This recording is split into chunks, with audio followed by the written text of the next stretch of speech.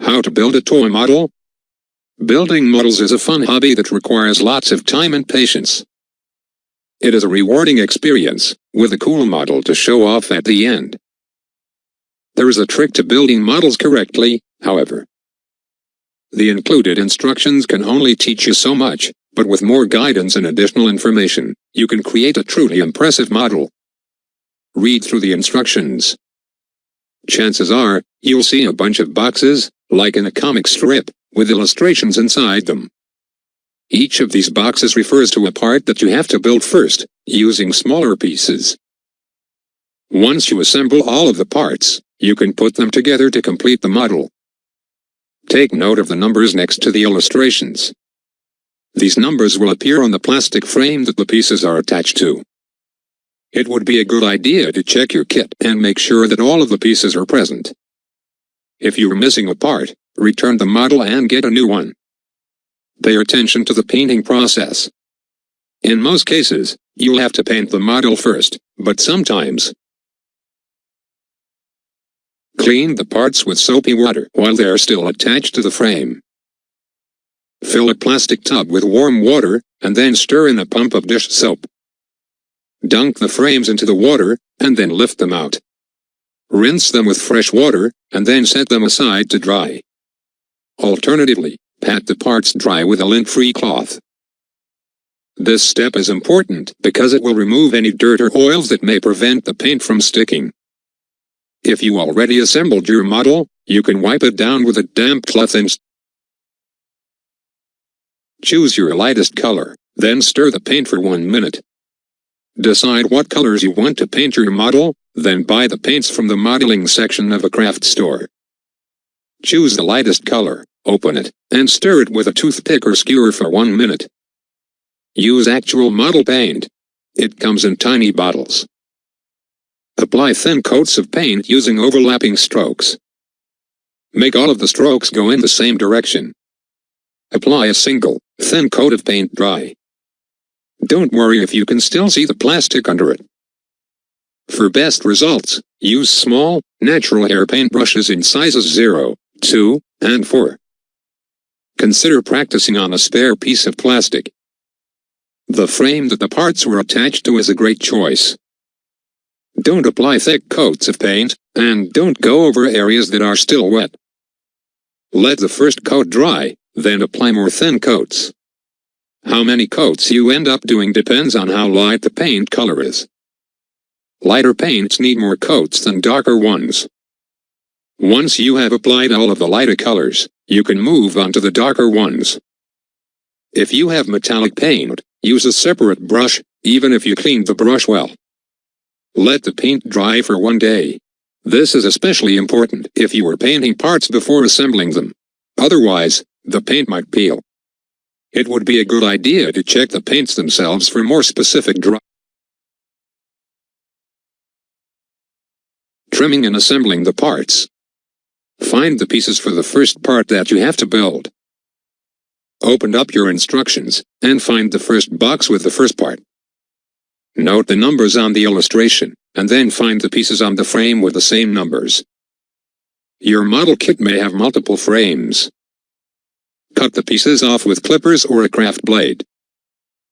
Hold the frame in your hand, and snip the required pieces off with clippers. Alternatively, set the frame down on a cutting mat, and cut them off with a No.11 craft or hobby blade. Don't cut right next to the piece, or you may end up getting a hole in the piece. Don't break the pieces off either. Only cut off the pieces for the part that you are building.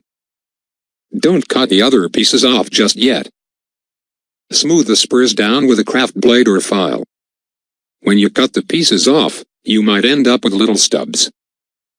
Sand these down with a file or scrape them off at a 90-degree angle with a craft blade. Go slowly and carefully.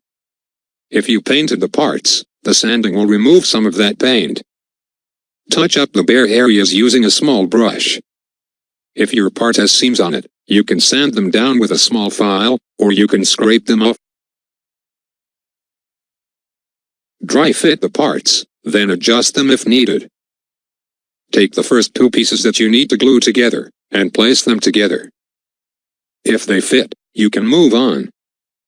If they don't fit, trim down anything that gets in the way with a file or a craft blade. Model kits don't always fit together perfectly, especially the cheaper ones. Don't worry about small gaps. You can fill these in with putty later. Apply model glue to both parts. An even better option would be to use plastic model cement. This is a solvent that actually melts the plastic and welds it together. Make sure that you only apply the solvent glue to the parts that are touching. You only need a thin layer of glue. If you use too much, the glue will leak between the parts. If there are small gaps between the parts, fill them in with extra glue or cement. Don't worry about the bigger parts just yet. Press the parts together and hold them for 30 seconds. This should be enough for most parts to stick. If your glue requires you to hold them together for longer than that, it might be a better idea to hold the parts together with masking tape, wooden clothespins, or rubber bands.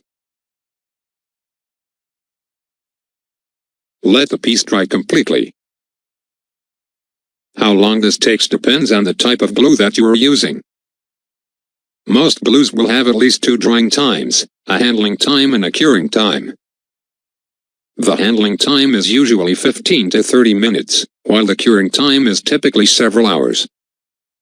Refer to the handling time. This means that you can handle the part without it coming apart. Cut and assemble more parts. Once you have finished building your first part, it's time to work on the other parts. To save time, cut and sand new parts while the previous set is drying. If you want to, you can set the completed parts on top of their respective illustrations.